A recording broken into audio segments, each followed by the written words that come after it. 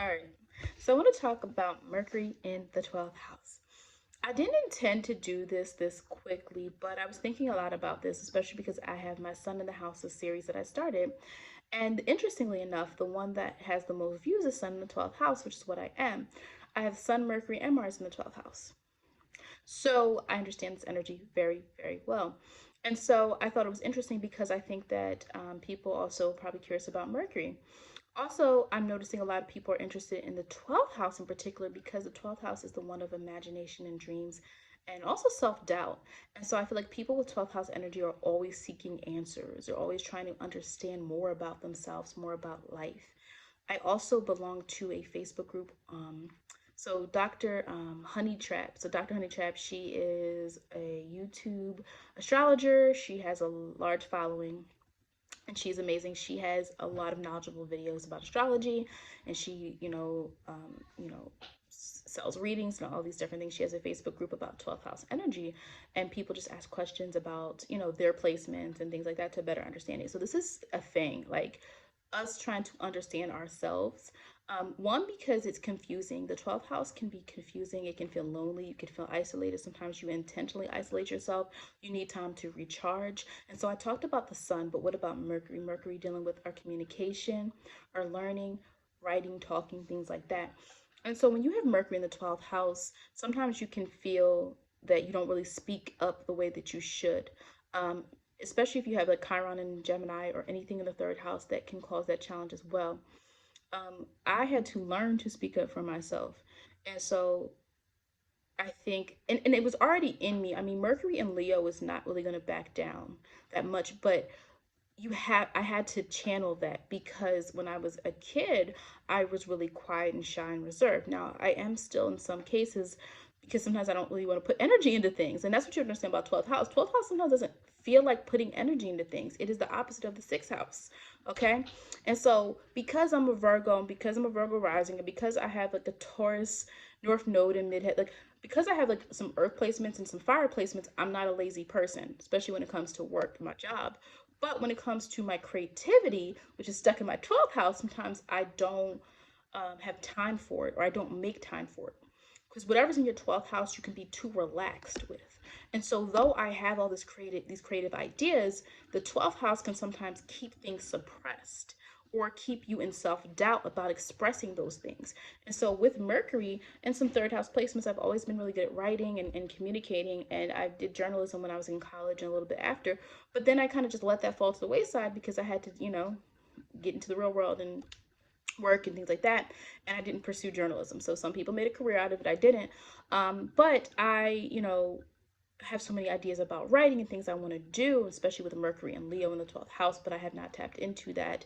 Or I have all these ideas and these things I wrote, but I haven't put them out there. Do you see what I'm saying? That 12th house energy can restrict you with that. So restricting you with communication. I have Mars there as well, so that's another thing that I had to tap into. Even me doing YouTube or me making a website or me doing readings for strangers and things like that is something I had to force myself to do because I just 12th house, you can hide all of your talents, you could hide all of your abilities.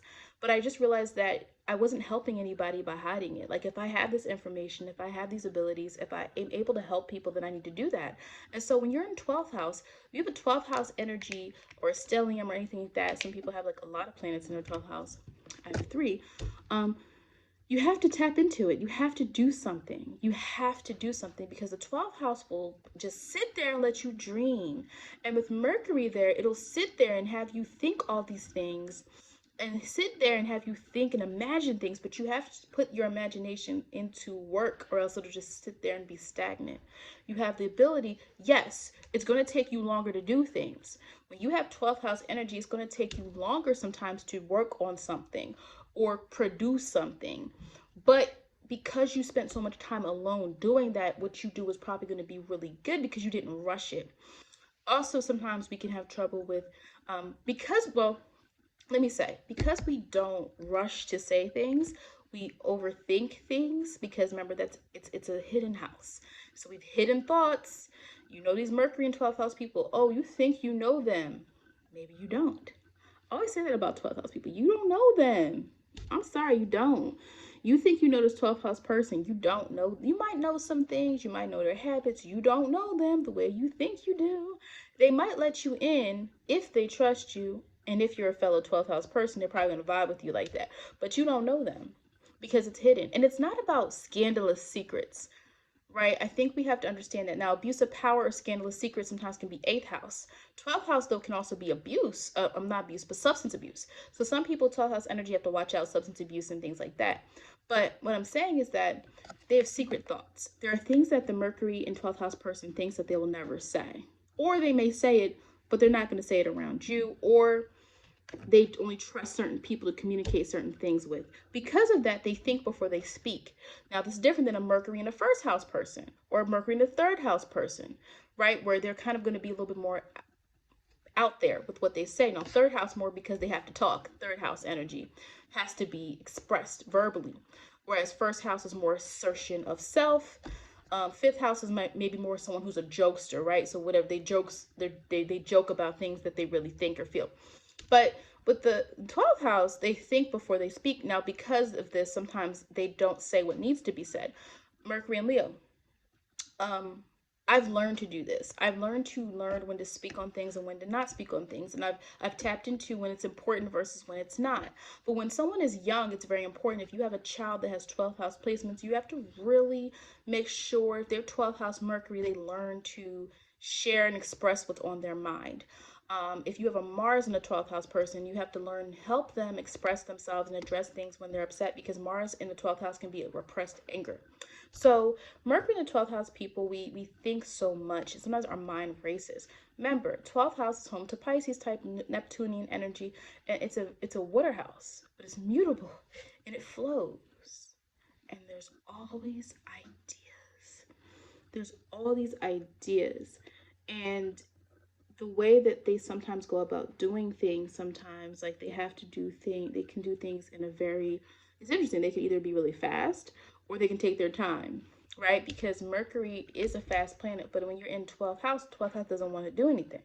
Now remember, it also depends on your other placements. I always say this. So that's why you can't just sit here on my YouTube and be like, but that's not my case, or that's, again, I always say this because for me, I don't take a long time to communicate in writing. I'm very quick. Is that a 12th house thing necessarily? You see what I'm saying? For me, it might be because I'm a Virgo. So already I'm tapping into that energy and being able to do those things. Also, I have Jupiter in my 6th house. So you see what I'm saying? Like the 6th house is getting things done in tasks. Jupiter is going to bring luck. It's going to bring optimism to those areas. So that's what I mean by you have to look at the whole chart, and trust me, I do. So with Mercury in the 12th house, we often imagine things. We can have an overactive imagination. We can have a really big imagination. And again, the problem with that is some people with 12th house energy, especially, can be victims to maladaptive, they call it maladaptive dreaming, or your mind is overstimulated. You're always thinking, you're always moving on. Now, again, you can come up with good ideas, but the problem is going to be its mutable water house. How do you make that stable? How do you make all the ideas that you have in your mind and the things you want to say come into reality? And that's what I mean by 12th house people. You have to learn how to tap into that. Now, is it ever, here's what I'm going to say. I have 2 Leo signs in my 12th house and 1 Virgo sign in my 12th house. I'm not going to be a Leo per se, ever. But because I have that Leo energy, I'm able to do things and create things that are Leo-like in essence. You see what I'm saying? Those things that can shine. I'm able to do that, but I have to tap into the energy and actually put it into the physical realm. And so the spiritual world and the physical world, and people with 12th house energy have to be careful. Now, I have earth placement, so I'm never going to be too far out of reality just by the sheer energy that I have. If you're a person that doesn't have earth signs in your chart, or you have a lack of earth, but you have all this 12th house energy, you can sometimes get too caught up in your daydreams, too caught up in your dreams, too caught up in your mind, and you're not doing enough that translating to the actual physical world where you have to make money and be successful and all these other different things. But I do think that Mercury in the 12th house people have a really great imagination. I also think we're really good with like our words, because again, we think before we speak. Now, again, that can be issues if you struggle with asserting yourself. You have to learn how to do that. But that's why I said it's important what sign it's in, because a Mercury in Aries in the 12th house might not off the bat be very assertive. But if you say something to offend them, that Mercury and Aries person, you're going to now see that hidden side. And that's the thing with anything in the 12th house, it's that hidden side. Leo doesn't cease to exist because it's in the 12th house. Aries, Capricorn, Taurus doesn't cease to exist because it's hidden in that 12th house. It's a very hidden house that is not very open. It is focus more on the inward, the internal process, internalizing things. So that stuff doesn't mean it goes away. It means it is untapped. It means it's waiting to come out. So don't think just because somebody has 12 house placements, that means you can do whatever you want to them because it's an internal house and they're in their mind and I can say and do what I want. Like, that's not what I mean. It's eventually going to come out in some way. And also, I'm going to say that to you guys. Whatever's in your mind is eventually going to come out, because the 12th house can only hold so much before you kind of implode. I'm not going to go into my experience, but when I tried to suppress spirituality or I didn't pay attention to my abilities, things went haywire because it was trying to come out and it manifested in a way I did not want it to manifest, because I was not expressing what was naturally in there waiting for me to tap into it. So I do want to say that all of us with 12th house energy, we're never going to necessarily be, the perfect representative of our sign or of something because it's in the 12th house and it's hidden. Now again, it's different in my case. I'm a sun in Virgo, but I'm also a Virgo rising. So because of that, people are going to see that, even though my sun is in the 12th house. My point is that it's going to come out one way or the other. And so it's not a negative placement. It simply means that you have to learn how to navigate that, how to take what you think and what you want to communicate. How do you put it out there for others to experience and others to grapple with and others to see it? How do you make sure that you're not stifling yourself, which can happen a lot with the 12th house energy?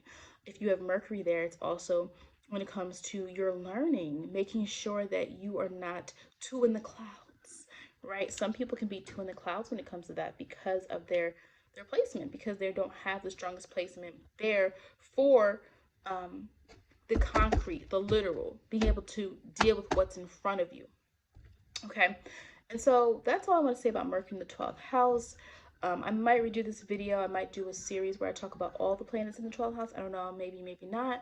But I just want to kind of give like a quick, brief. It wasn't brief. I wanted this video to be way shorter than 12 minutes, but thank you for watching.